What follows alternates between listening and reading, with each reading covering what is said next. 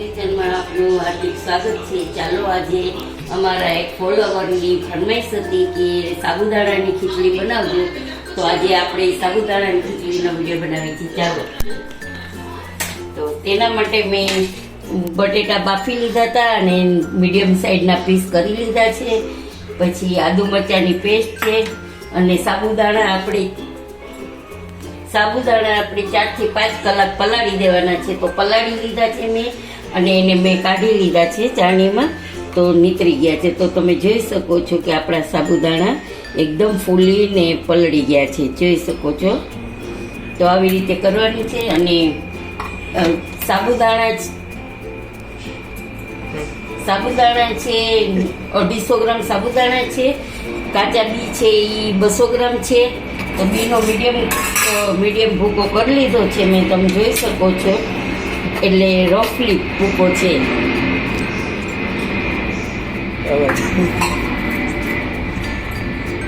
અને 3 થી 4 બટેટા છે, 250 ગ્રામ સાબુદાણા છે, બરાબર। તો ચાલો એના માટે આપણે તેલ મૂકી દીધું છે। તો તેલ એકદમ તેલ આવી જ ગયું છે, તૈયાર જ છે તેલ આપણું। તો એમાં એક નાની ચમચી જીરું નાખશું અને નાની ચમચી અડધી ચમચી હિંગ નાખશું। પછી એમાં આપણે આ જે કઢી પત્તા છે એ કઢી પત્તા નાખી દઈશું। પછી એમાં બટેટા નાખી દઈશું, બધાય બટેટા ઉમેરી દઈશું આપણે એમાં। પછી આદુ ને મરચાંની પેસ્ટ છે,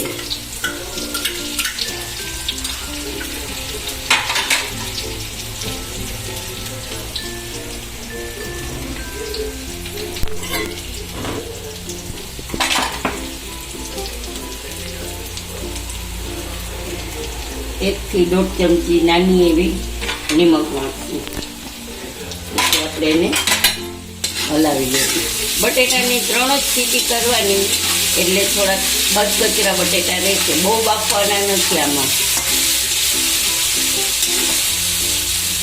પછી આપણે એને આ સાબુદાણા નાખી દઈશું, પછી ઢાંકી દઈશું। પાણી કલરના સાબુદાણા થાય ત્યાં સુધી આપણે એને વરાળે છે ઢાંકી દઈશું।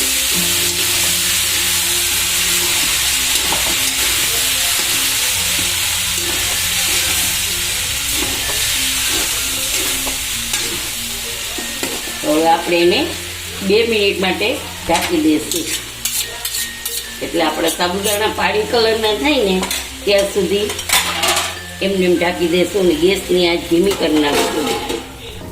તો ચાલો આપણે જોઈ લઈએ કે આપણા સાબુદાણા પાણી કલરના થઈ ગયા છે। તો જુઓ ગાઈસ, આપણા સાબુદાણા એકદમ પાણી કલરના થઈ ગયા છે। તો આપણે પછી એમાં બી ઉમેરશું।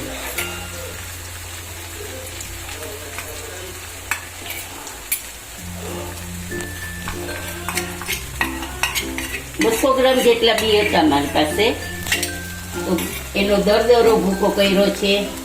તો ખાંડ નાખી દઉં છું,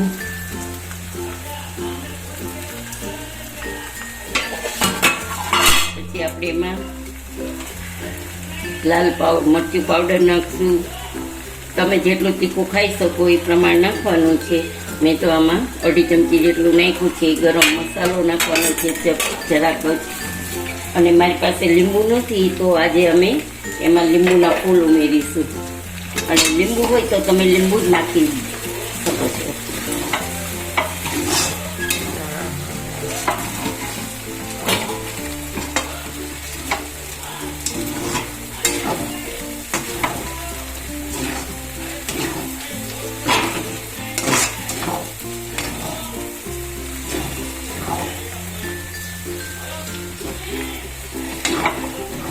તો જોઈ શકો છો કે આપણી સાબુદાણાની ખીચડી એકદમ છૂટી થઈ છે, જરાય ચીકણી નથી। પછી આપણે એમાં આટલા ચપટી લીંબુના ફૂલ છે એ નાખી દઈ છીએ,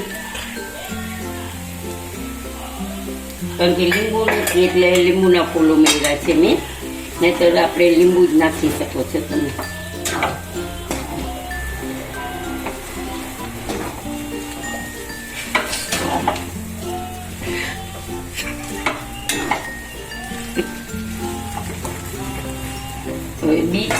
ખીચડીને ચડવા માટે 2 મિનિટ આપણે ઢાંકીને રાખશું. ગેસની ફ્લેમ ધીમી છે.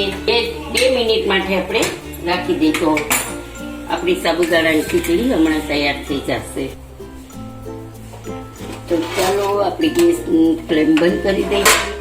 આપણી સાબુદાણાની ખીચડી ઓલમોસ્ટ તૈયાર છે. તો જોઈ શકો છો ગાઈસ કે એકદમ છૂટી છે, ચીકાશ જરાય નથી. તો આપણે સર્વ કરવા માટે રેડી છે. તો ચાલો આપણે સર્વ કરી દઈએ.